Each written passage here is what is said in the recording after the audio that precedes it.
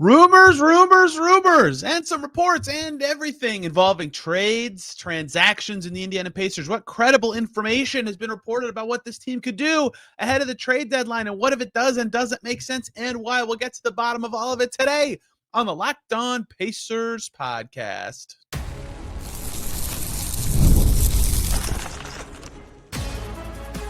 You are Locked On Pacers, your daily Indiana Pacers podcast. Part of the Locked On Podcast Network, your team every day. What up, y'all? Happy Tuesday, and welcome into another edition of the Locked On Pacers podcast, where we, of course, talk about the Indiana Pacers. As always, my name's Tony East. I cover the team for Forbes, and today, much to discuss on the Pacers rumor front.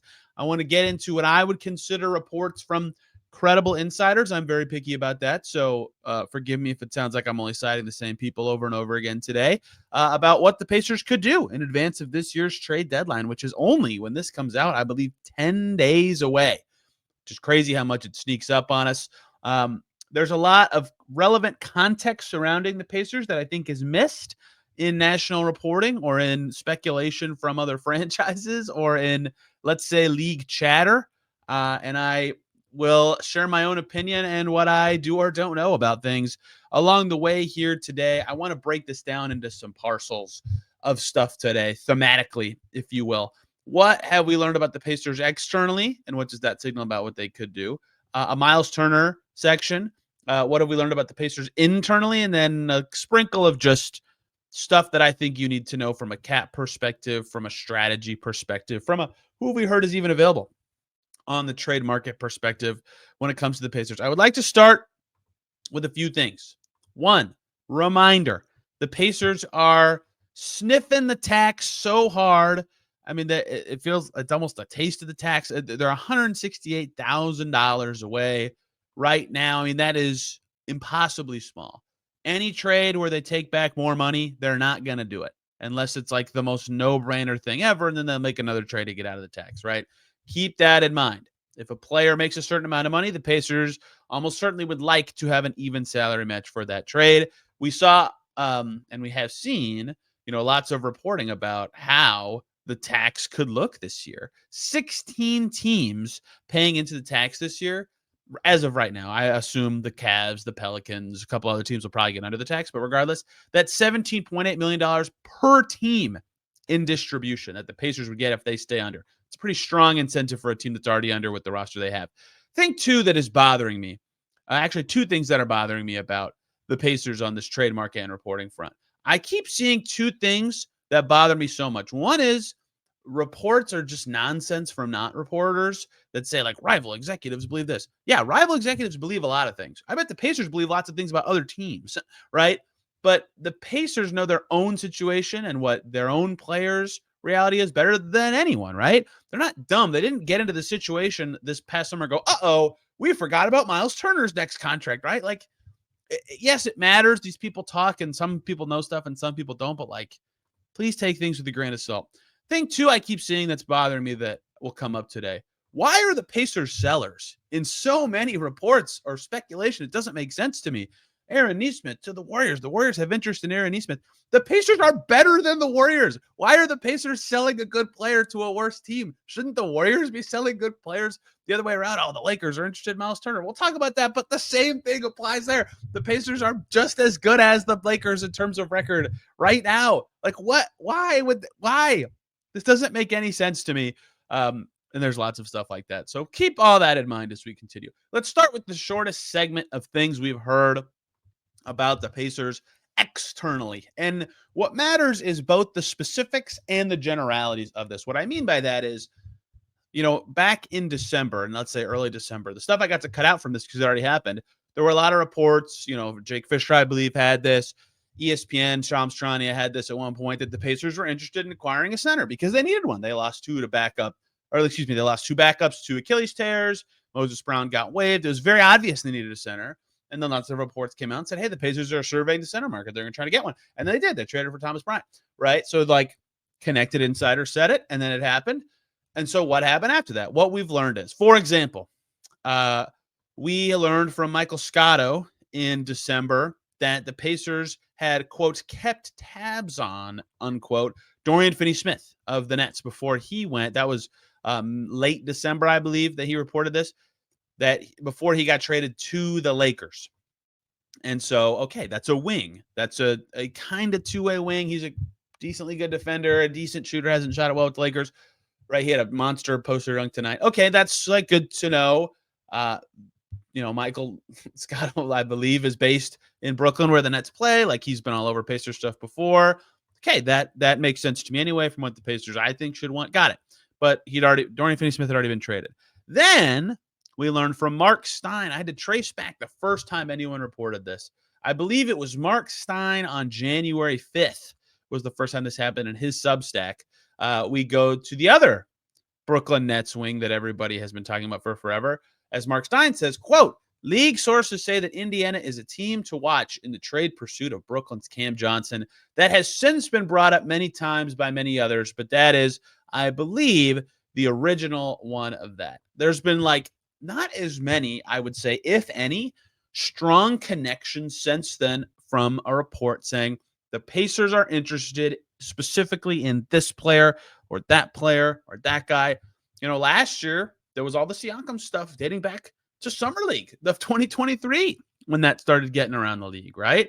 And then January, there was more chatter about it, and then it happened, right? And there was the Buddy Hield stuff before the season that bled into the season, and then that happened, right? Like, some of this stuff gets planted earlier. There's been a lot less of that, and I think a lot of that is because of stuff the Pacers did last year. Like, it was very obvious what their ideal summer would look like.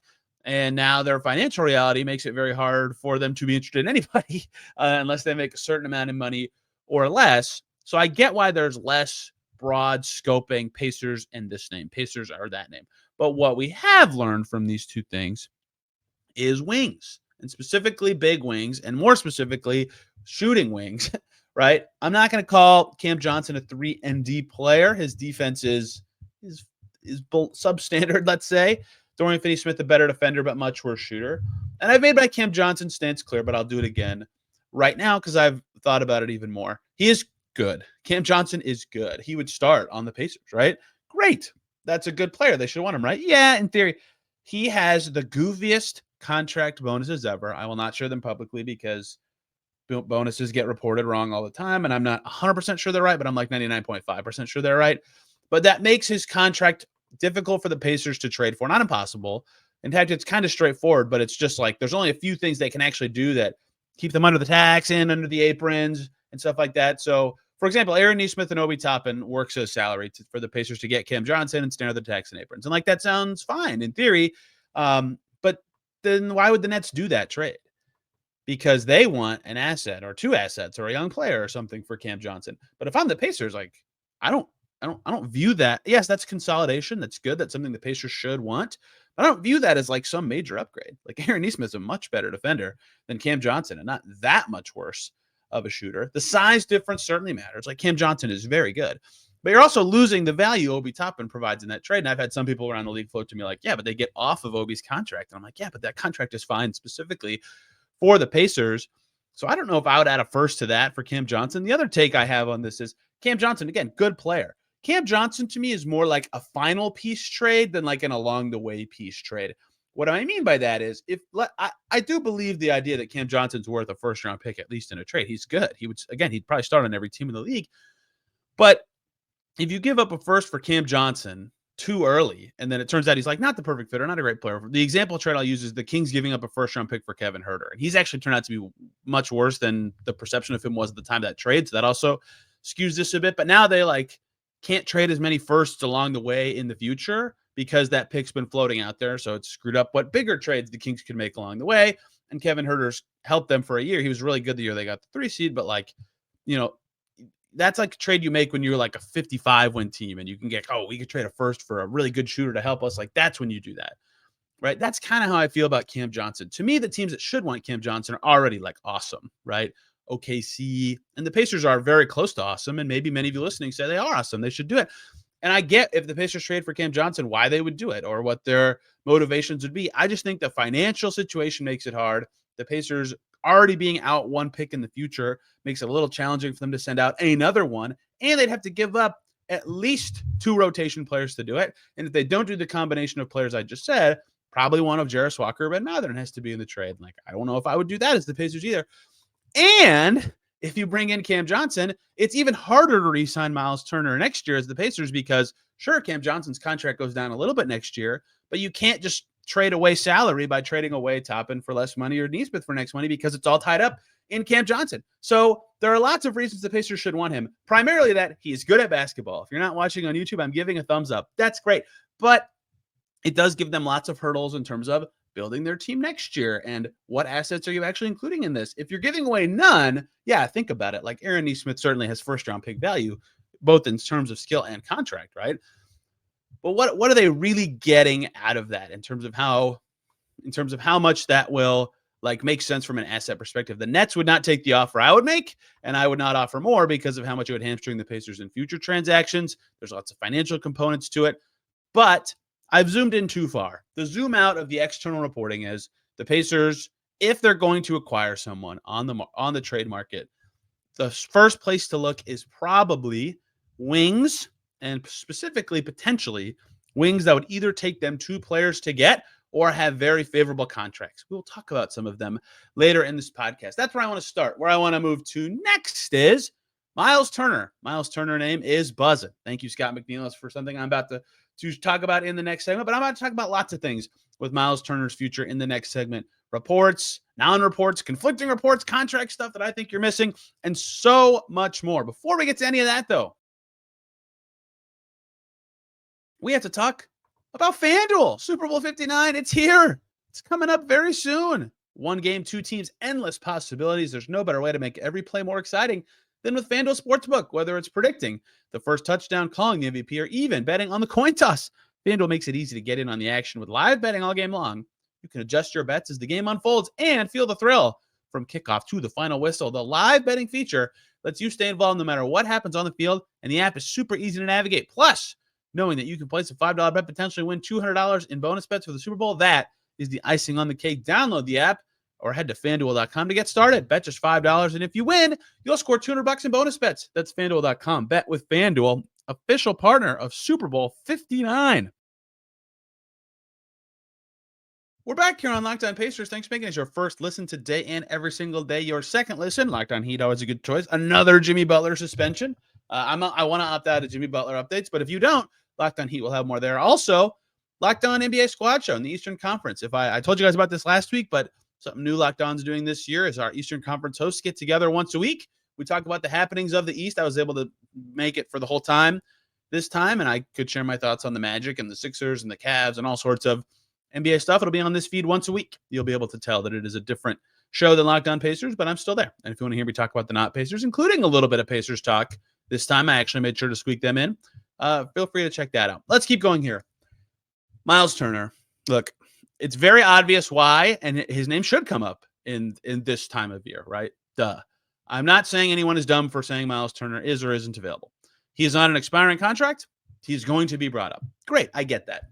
A winning Pacers team that made the conference finals, traded away a rotation player last year, right? In Buddy Hield. And I will bring up Buddy Hield again as we go through this. But let's actually talk about what's happened with Myles Turner reporting, because this has gone all over the place the last couple of weeks. First report I remember that I have in my notes of stuff and dates actually came from Fred Katz, who had a great report about Bradley Beal yesterday, by the way. But Fred Katz on December 13th reported about Myles Turner, saying the Pacers aren't dangling Myles Turner. I'm trying to find the exact phrasing, but I'm apparently terrible at remembering exactly where I put things. There it is. But Indiana is not dangling Turner, according to league sources, and that may not change. Thank you, Fred Katz. That's a good start. That makes the most sense to me. I'll tell you why in a second. But then wait. Johan Buha, covering the Lakers for The Athletic, and in his YouTube channel, which I believe is not associated with The Athletic, says he's heard, quote, a little bit of chatter, unquote, that there's uncertainty in terms of Turner and his contract situation, and that's why he might be available. Okay, that's something, I guess. Mike Scotto, my guy, on December 2nd, says the belief is the Pacers want to re-sign him. we're all over the place. We're all over the place with what the potential future of Myles Turner is. Pacers want to re-sign him, and they're not dangling him, but maybe he is available, and his contract reality would be maybe why. And then I think Jake Fisher on Dunked On this week said something about, and I listened to this podcast, talked about Myles Turner winning potentially $30 million a year in free agency, and everyone's like, "Whoa, that's a lot of money." Okay, let's zoom out. Let's stop right there. First and foremost, last year, the Pacers traded away Buddy Hield, a rotation player, on an expiring deal. Came out after learning that he did request a trade. Okay. They didn't trade away Buddy Hield for nothing. The return very much seems underwhelming now because I even wrote this in February of last year. They got a shooter back, and they got someone that was in their rotation, albeit much to the chagrin of some fans. They got Doug McDermott, who was their 10th guy, and they replaced a shooter with a different shooter who didn't shoot well for the Pacers, but had that perception and previously shot well for the Pacers, and assets. So they traded away Buddy Hield, but they replaced what he gave the team and got a different player to also be in their rotation. I bring that context up to say, if I thought, and I don't really think this, but I guess I would get it, that the Pacers are actually dangling Myles Turner or that he's out there on the market, they have to get a center back. What are they doing at center if they trade Myles Turner and don't get a center back?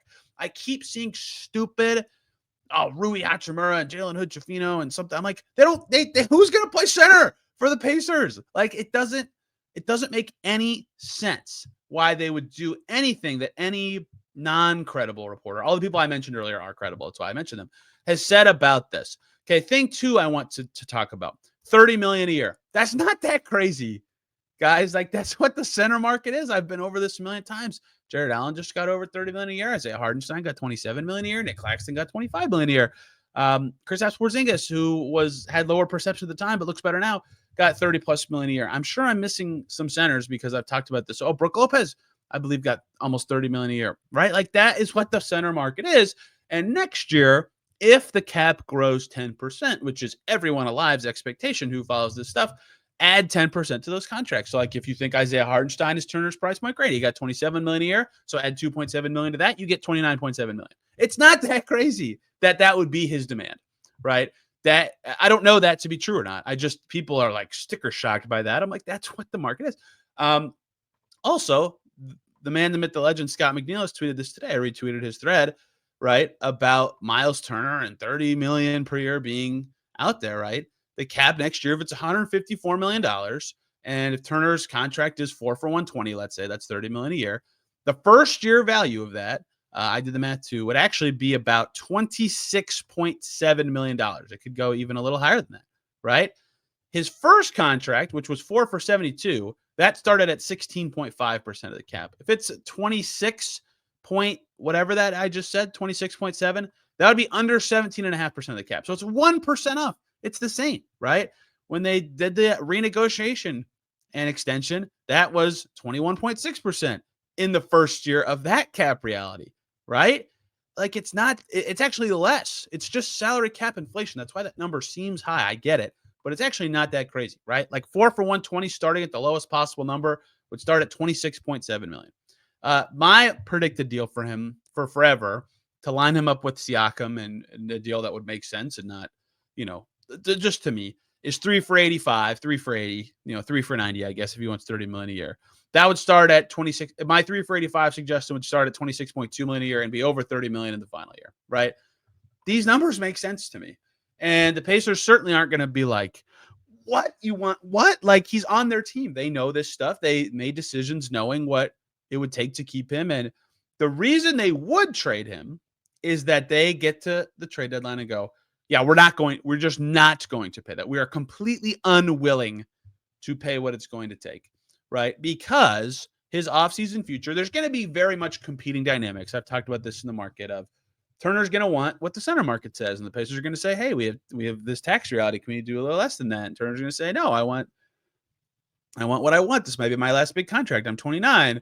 And the Pacers will say, great, go see if you can get that. If not, we'll go back to negotiating. And maybe the Pistons actually would want him because a stretch big would help them a lot. Or maybe someone else sneaks in and can offer a fun sign and trade. All it takes is one offer. But depending on how the center market goes, having his bird rights is going to be valuable for the Pacers, right? Because they can give him the deal that makes sense. And it's just how it's, there's going to be a lot of interesting factors at play with that. But that I don't ultimately think, given the cap space reality, that he'll get quite to $30 million in the first year, maybe in the last years. I bring that up to say, I just mentioned Isaiah Hartenstein. That's a little disingenuous. What I mean by that is, he has a team option in the final season of his contract. I certainly think that the Thunder had to pay him a lot more to get a team option per year to get a team option in the last season, because that is an extremely team friendly deal. So in theory, if they wanted to not have a team option, they probably would have had to pay him, it's 3 for 87, so $29 million per year. Probably would have been lower per year value to not have the team option, right? For him to get, beyond that. But hey, if you get $29 million a year for the first 2 years, great, you take it. All this to say, I don't think the Pacers are at all surprised if $30 million per year is what Myles Turner wants, because that's what the center market says it should be right now. They would have to make decisions about either paying the tax or shedding a different contract if that's what he wants, but they can cross that bridge in the summer, or they know it's coming and they're prepared for it. But there's a big potential tax windfall coming next year too, the Suns and the Celtics and all these teams. So all this to say, unless the Pacers are getting a different, very good center back, them trading Myles Turner makes no sense to me. Almost no sense to me, right? Unless they're just like, yep, you're going to make too much, we can't afford it. But even then, I just run it out to the summer and see how it goes, because the value he'll give this team as a good starting five the rest of the season is probably more than they would get in a trade for a somewhat presumable rental, although the team that gets his bird rights, like the Pacers have right now, would have a huge advantage in keeping him in free agency because of the market dynamics I just described. So there has been reporting about him. It's been conflicting, although I'd say 2 of the 3 line up. I think, given the history of Myles Turner, that very often his availability is overstated on the markets. I to the extent I know anything this year, I don't, but in the past, it has certainly been overstated. And I think it makes the most sense in the world. One of the best fits for Myles Turner in the NBA is on the Pacers, where he's a very good fit with their 2 best players. It doesn't make sense to me that they would trade him unless what I said unless what I already said, that they know what he wants, they are unwilling to pay it, and they know he will not back down from that, which doesn't make any sense to me for him to do. That seems like a bad financial decision for Turner. So unless they're getting a good center back, Myles Turner trade makes no sense to me. End rant. If anything else comes out on him, I'll of course be happy to share it with you. But those are my thoughts on what we do and don't know about Myles Turner. Couple more things to get to today on the Pacers trade front. I would call them just mixed in stuff from other reporters along the way, and then some other stuff that I think you need to know. Let's get to all that today to close out this Locked On Pacers.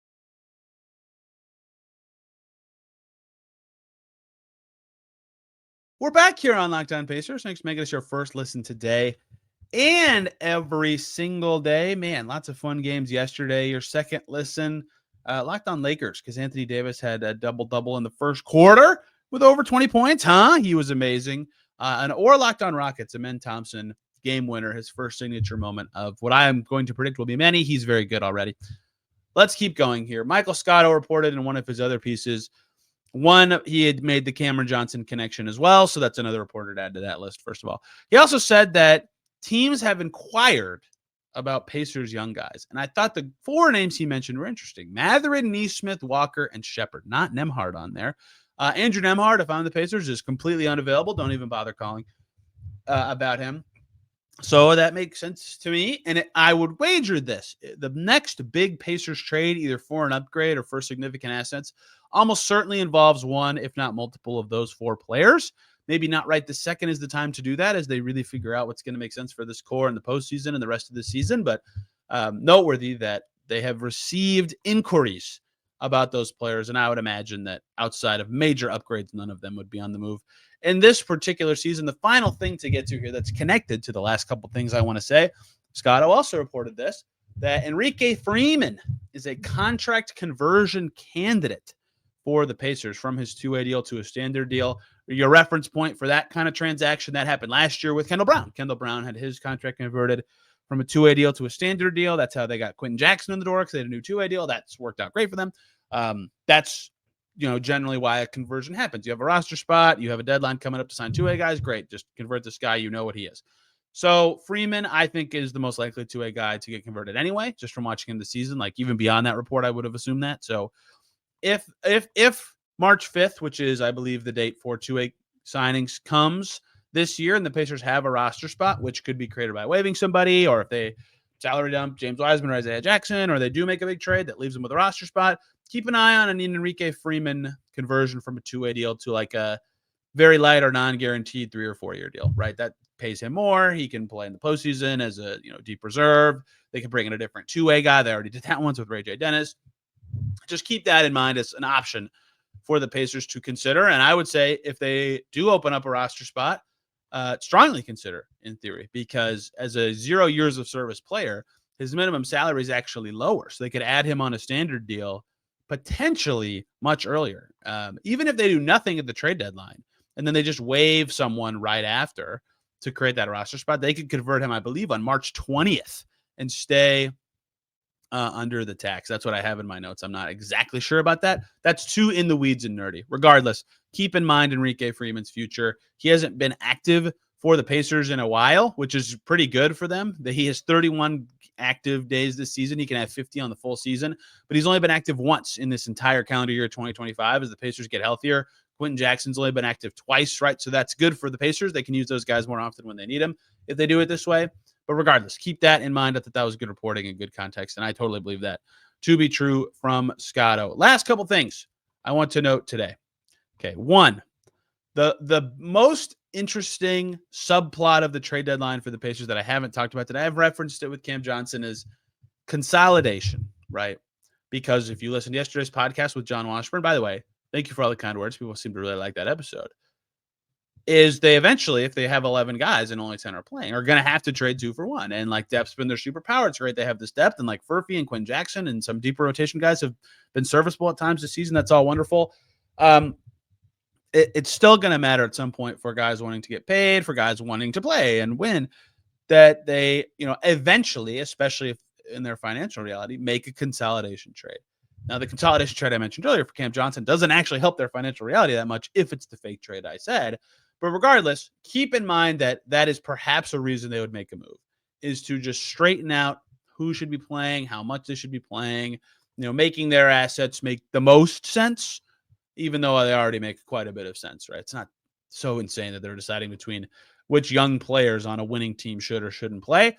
But that is the other thing to note, right? Besides the Turner of it all, besides the upgrades of it all, consolidation is something the Pacers will certainly have to think about now and throughout the next couple transaction cycles until they get everything figured out.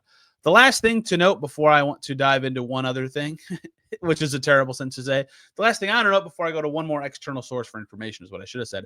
Ben Mathurin had that one game where he got suspended because that was a league-mandated suspension, and he does not receive pay for that game. And guess what? Your luxury tax payment as a team is based on how much salary you pay in a season. Well, that means the Pacers are farther from the tax. Good news for a team close to the tax. Doesn't open up a whole lot for them. I guess it means they could sign a 10-day and convert somebody late in the season. It was very close to that line already. They can now convert somebody earlier than they could have originally. So there's some, I guess, slightly higher wiggle rooms they get from that, about a $41,500 loss for Ben Mathurin, but could in theory allow the Pacers to have just a smidge more flexibility on when they do things down the stretch of the season, pending what they do in the next 10 days, if they actually are able to free up a roster spot or any sort of flexibility beyond that. But that is not in particularly important. We'll see what that opens up for them. The Athletic has a trade board of everybody that could be available based on reporting or just very strong, smart intuition. Sam Vecini's been penning that. He has crushed it. I totally agree with the list of the 40 guys he has that makes sense as potentially available or have been very often reported as available. It's very good. There's a lot of guys on there. I'm going to talk about the wings that are there. And then I'm not saying the Pacers should pursue anyone in particular. I'll just say the names that do and don't make sense to me just of the wings on there. Jimmy Butler, I guess if he tells the Pacers he would resign in Indiana, they should pursue that. But outside of that you're seeing what troubles this can cause. He's very good. And if the Pacers thought he'd make them a title contender, I guess they should do it. But outside of any promise of re-signing, they probably shouldn't do that. Brandon Ingram makes too much money for them to even consider that, especially because he could just leave. He's hurt right now. He's not that particularly a good fit. Chris Middleton, it's hard to match the salaries. He's not playing very well this year. He was great in the postseason last year. If he made way less, that'd be a great pursuit for them. I love Bogdan Bogdanović as a player. I've always thought he'd be a fun Pacer. I must admit, he has not been good enough this year for the Pacers to potentially pursue him. Same with Kyle Kuzma and Kevin Huerter, who are fine enough contracts, I guess, but they're probably overpaid and not playing well this year. Ben Simmons, lol, no, makes too much money, isn't any good right now. Jeremy Grant is a good fit in theory for the Pacers. Bad contract, not make sense. There's 3 other guys that in theory make sense. I've already talked about one. One's Cam Johnson.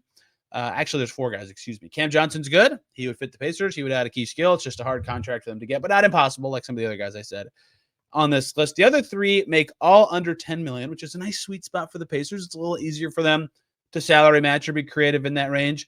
The 3 names are Jayshawn Tate with the Rockets. Doesn't really play very much for them because they're a deep roster. John Conchar with the Grizzlies, who's probably a little overpaid, but on a cheapo extension and can play when they need him to. And KJ Martin, who is definitely overpaid, although played much better this season than I think most predicted, and is on a fine contract that I would say is retradable and would not kill any team. And there's a reason the Sixers signed him to it. They would like to trade him at some point. I don't know if the Pacers should pursue any of those guys, but of that list, if you peek that athletic list for guys that you would think, oh, who should the Pacers get? Those are the names that stand out the most to me. We'll talk more about the trade deadline, maybe this week and definitely next week, in terms of stuff the Pacers could consider beyond what I talked about in the trade deadline preview with Rhett. And today, do they need to think about long-term center right now? I would say probably not, but maybe.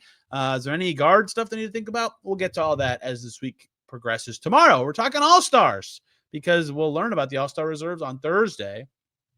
Should the Pacers have any? What's the competition going to be like? And we'll talk a little bit about the Pistons ahead of that game. Thursday, we're talking Pacers-Pistons. Friday, I'll have a guest on talking something. We'll see exactly what that is. Till then, you can find me on Twitter at Tony R. East. This podcast is at Locked On Pacers. I'm on Blue Sky at Tony R. East as well. Thank you guys for listening today. Let me know if you think I missed something or I'm overlooking a report or I'm understating something. I'm happy to discuss it with you. Till tomorrow, everybody, have a wonderful day.